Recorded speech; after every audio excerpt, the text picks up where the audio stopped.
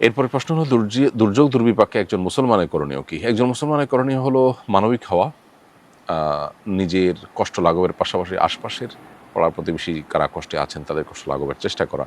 কারোর আল্লাহ তাআলা দালান দিয়েছেন একতলা দুইতলা, অন্যদের হয়তো নেই। তাদের ছাদে বা বাড়িতে অন্য গরিব মানুষগুলোকে, পাড়া প্রতিবেশীদেরকে দল মত নির্বিশেষে প্রত্যেককে সেখানে স্থান দেওয়া এবং যথাসাধ্য তাদের সেবা করার চেষ্টা করা দরকার। এবং অনেকে কষ্টে আছেন তাদেরকে উদ্ধার করা, নিজের বাসায় অতিরিক্ত খাবার আছে সেটা অন্যদের সাথে একটু শেয়ার করা, এই চেষ্টা করা দরকার। আমরা অনেক সময় দেখা যায় দুর্যোগ দুর্বিপাক দেখা দিলে আমার এবং আমার পরিবারকে ভালো রাখবার জন্য খাবার স্তূপ করে ফেলি বাসা বাড়িতে। অন্য মানুষ কি খেলো কি না খেলো, বাঁচলো কি মরলো, সেটা দেখবার ফুরসতটুকু পর্যন্ত আমাদের নেই। এটা খুবই গর্হিত এবং দুর্ভাগ্যজনক একটা বাস্তবতা।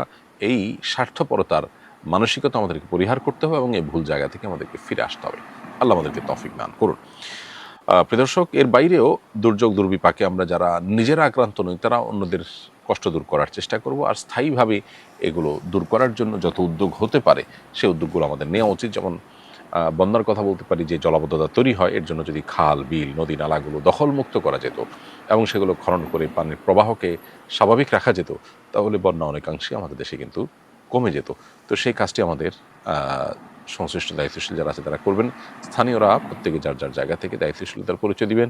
আমরা যদি কোনো খাল দখল করি সামান্য ক্ষুদ্র স্বার্থের কারণে, এর ফলে বন্যা হবে, জলাবদ্ধতা তৈরি হবে, এর ফলে মানুষ মারা যাবে, অসুস্থ হবে, বিপদগ্রস্ত হবে, গৃহহীন হবে, পশু মারা যাবে, এই সবগুলোর দায় কিন্তু এই দখলবাজদেরকে নিতে হবে।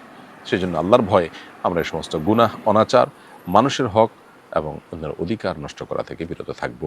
এরপরের প্রশ্ন হলো, সামাজিক জীবনযাপনে পারস্পরিক লেনদেন, মতভিন্নতা কিংবা রাজনৈতিক চর্চায় শিষ্টাচার লঙ্ঘন করলে কি গুনাহ হয়? গুনাহ হলে কি ধরনের গুনাহ হয় এবং এর থেকে তওবা করার উপায় কি? উত্তর হলো, শিষ্টাচার লঙ্ঘনের মাত্রা বিবেচনা করে এটা বিভিন্ন রকম হতে পারে।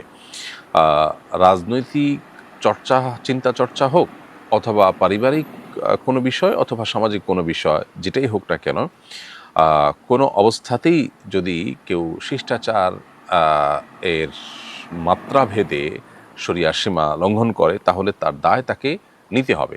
রাজনৈতিক ইস্যু হলে গুনাহ একটু কম বা বেশি হবে এমন কোনো কথা নেই। মানুষের পুরো জীবনকে আল্লাহ তাআলা বা ইসলাম একটা নীতি দিয়ে মূলত মাপে। ফলে শিষ্টাচার লঙ্ঘনটা কোন ধাঁচের, কোন লেভেলের হয়েছে? শিষ্টাচার লঙ্ঘন হতে পারে অনুত্তম পর্যায়ে শিষ্টাচার লঙ্ঘন, যে অনুমতি ছাড়া কারো ঘরে প্রবেশ করেছেন অথবা সালাম দেননি, অনুত্তম পর্যায়ে শিষ্টাচার লঙ্ঘন করেছেন সেটা। আর মাত্রা শরিয়া যেরকম রেখেছে সে আলোকে তার দায় তার উপরে বর্তাবে, অর্থাৎ এর কারণে কোনো গুনাহ, বড় কোনো গুনাহ লেখা হবে না, কিন্তু অবশ্যই তার ঈমান আমলের জন্য ঘাটতি হিসাবে তার আমলনামায় থাকবে। আবার তার শিষ্টাচার লঙ্ঘনের মধ্যে যদি এমন হয় যে কারোর বিরুদ্ধে অপবাদ দিয়েছেন তাহলে কবিরা গুনাহ লেখা হবে। অর্থাৎ এটা শিষ্টাচারের মাত্রা বিবেচনা করে বিভিন্ন রকম হবে, সেটা রাজনৈতিক হোক, সামাজিক হোক, ধর্মীয় হোক, অন্য কোনো বিষয় হোক, ব্যক্তিগত হোক, সামষ্টিক হোক, সব ক্ষেত্রেই কিন্তু এই দায় আমাদের উপরে আসবে। যদি শিষ্টাচার লঙ্ঘন করার মাধ্যমে কারোর সম্মানে আঘাত করা হয় অথবা কারোর উপরে মিথ্যা অপবাদ করা, যেটা বললাম, তাহলে সেক্ষেত্রে কটুবাক্য ইত্যাদি ব্যবহার করার কারণে, গালমন্দ ইত্যাদি ব্যবহার কারণে কবিরা গুনাহ হবে। আর ছোটোখাটো যদি হয় তাহলে সেক্ষেত্রে তার জন্য ইস্তিগফার করতে হবে, কিন্তু সেটার কারণে বড় কোনো গুনাহ হবে না।